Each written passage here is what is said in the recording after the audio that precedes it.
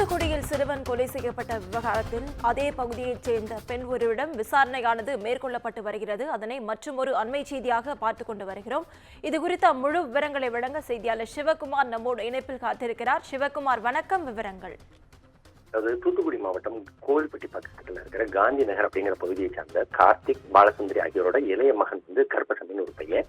அந்த பையன் அங்குள்ள பள்ளி ஒன்றில் 5ஆம் வகுப்பு பயின்று வந்தான். இந்நிலையில அந்த பையன் அம்மை நோய் காரணமா பாதிக்கப்பட்ட நிலையில பையன் ஸ்கூல்ல லீவ்ல இருந்தான். இதனால எடுத்து பண்ணாங்கன்னா கடந்த சில தினங்களுக்கு முன்பு பையனுக்கு தண்ணி ஊத்திட்டு அந்த பையனுக்கு தண்ணி ஊத்திட்டு அந்த பையனை விட்டுருந்தாங்க வீட்டுல. இந்நிலையில நேற்று முன்தினம் என்ன பண்ணாங்க, பையன் தனக்கு வீட்டுல பயமா இருக்கு அப்படின்னு சொல்லி அவங்க பாட்டியை கூப்பிட்டுருக்கான். பாட்டி 8 மணி அளவில் கூப்பிட்டப்பட்ட நிலையில பாட்டி 9 மணிக்கு பார்க்கும்போது பையனை காணும்.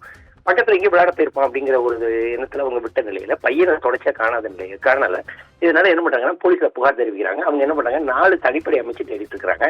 தேடுற ஒரு சூழ்நிலை அந்த பையன் வீட்டு பக்கத்துல, அதாவது அந்த பையனோட வீட்டுல இருந்து 2வது வீட்டு மொட்டை மாடியில சடலமா கண்டெடுக்கப்பட்ட நிலையில இது தூத்துக்குடி மாவட்டத்துல ஒரு கடும் அதிர்ச்சி ஏற்படுத்தியது.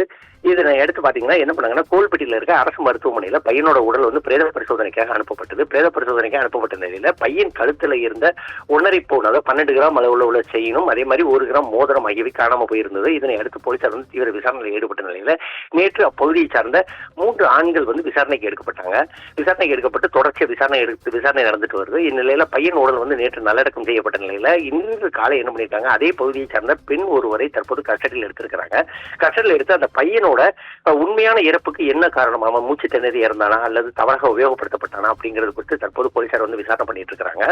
அதாவது அந்த பகுதியை சார்ந்த, அதாவது பலரோட நடமாட்டம் இருக்கக்கூடிய அந்த பகுதியில தனது வீட்டின் அருகில் உள்ள ஒரு வீட்டுல மொட்டை மாடியில சடலமா கண்டெடுக்கப்பட்ட விவகாரம் தூத்துக்குடி மாவட்டத்தில் கடும் அதிர்ச்சி ஏற்படுத்தியதோடு இல்லாம இந்த விவகாரத்துல 3 ஆண்களும் ஒரு பெண்ணும் இதுவரை விசாரணையின் பேர்ல அழைத்து செல்லப்பட்டு குற்றவாளிகள் தீவிரமா குற்றவாளிகளாக கருதப்படுற ஒரு சூழ்நிலை தான் தற்போது நிலவிட்டு இருக்குது.